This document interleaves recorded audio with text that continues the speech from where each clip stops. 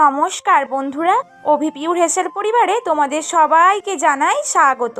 এখন তো গ্যাসে রান্না করা খুবই চাপের ব্যাপার। গ্যাসে রান্না না করেও কত সুপার টেস্টি টেস্টি রান্না করা যায় সেটাই আজকে তোমাদের করে দেখাবো। আর আজ বানিয়ে নেব মেথি শাকের একটি সুন্দর রেসিপি। আশা করছি সবাই কম বেশি মেথি শাক চেনো, যারা চেনো না তাদেরকে আমি একবার দেখিয়ে দিলাম। এবার চলো মেথি শাকগুলো ছাড়িয়ে নেওয়ার পালা। মেথি শাক রান্না করলে তেতো লাগে, তাই অনেক সময় অনেকে মেথি শাক খেতে চায় না, কিন্তু মেথি শাক খাওয়া খুবই ভালো আমাদের স্বাস্থ্যের জন্য। আর আমি যেভাবে মেথি শাকটা বানাচ্ছি সেভাবে বানিয়ে নিলে কিন্তু মেথি শাকটা খেতে একেবারেই তেতো লাগবে না। মেথি শাকের পাতার অংশ আর সামনের দিকের অংশটা কিন্তু আমি নিয়েছি, বাকি ডাঁটিটা কিন্তু ফেলে দিয়েছি। ভালো করে বেছে পরিষ্কার করে নেওয়ার পর দেখো কুচি কুচি করে আমি কেটে নিয়েছি।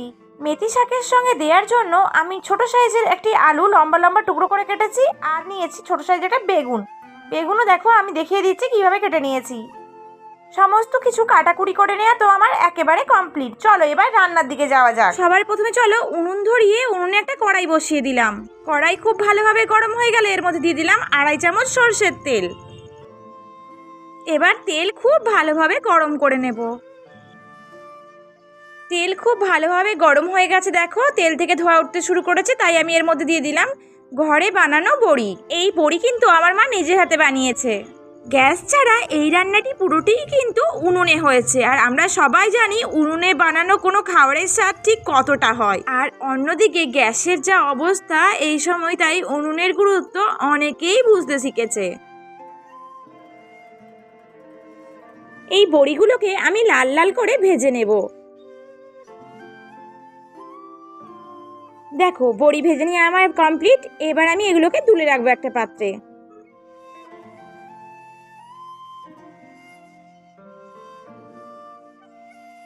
এই দেখো বাড়িতে বানিয়ে নেওয়া বড়ি আমার ভাজা হয়ে গেছে।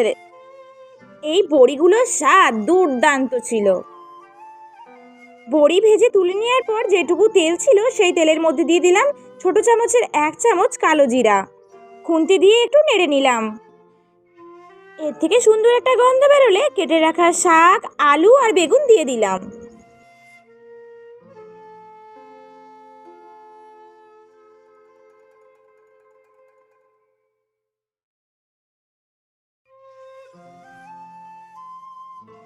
এবার এর মধ্যে দিয়ে দিলাম 1 চামচ লবণ।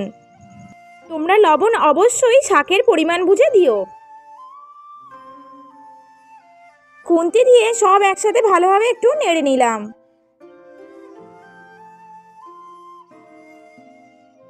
তারপর এর ওপর একটা ঢাকনা দিয়ে দিলাম। আমি কিন্তু এখানে কোনো রকম লঙ্কা দিইনি, আলাদা করে লঙ্কা ভেজে নিয়েছি। তোমরা চাইলে এর মধ্যে শুকনো লঙ্কা বা কাঁচা লঙ্কা দিতে পারো। 1.5-2 মিনিট পর ঢাকনাটা দেখো খুলে দিয়েছি। এবার খুন্তি দিয়ে একটু নেড়ে নেব। হ্যাঁ ঠিকই ধরেছো, আজ বানিয়ে নেব মেথি শাকের ভাজা। এইভাবে মেথি শাক একবার ভেজে দেখো, একটুও তেতো লাগবে না। আমি কিন্তু এই সময় দিয়ে দিলাম 1 চিমটে চিনি। শাকের মধ্যে একটু চিনি না দিলে ভালো লাগে না। সব একসাথে একটু নেড়ে নিলাম আর ভাজা ভাজা করে নিলাম। শাক, বেগুন, আলু সবই কিন্তু খুব ভালোভাবে সেদ্ধ হয়ে গেছে।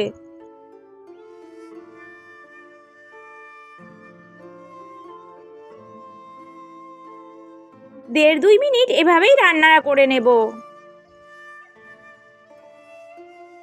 আর 1.5 মিনিট পর এর মধ্যে দিয়ে দিলাম একটু হালকা হাতে ভেঙে নেওয়া বড়ি। সব একসাথে ভালোভাবে মিশিয়ে নিলাম। মেথি শাকের এই ভিডিওটি তোমাদের ভালো লেগে থাকলে তাহলে প্লিজ একটি লাইক, কমেন্ট, শেয়ার এবং সাবস্ক্রাইব করে দিও। আর সাবস্ক্রাইব করার পর বেল আইকনটি ক্লিক করে অল নোটিফিকেশন অন করে দিও। এইভাবে 1 মিনিট নাড়াচাড়া করে ভেজে নিলেই পুরো রেডি হয়ে গেল মেথি শাক ভাজা। গরম ভাতে জমে যাবে পুরো। সবাইকে অনেক ধন্যবাদ পাশে থাকার জন্য।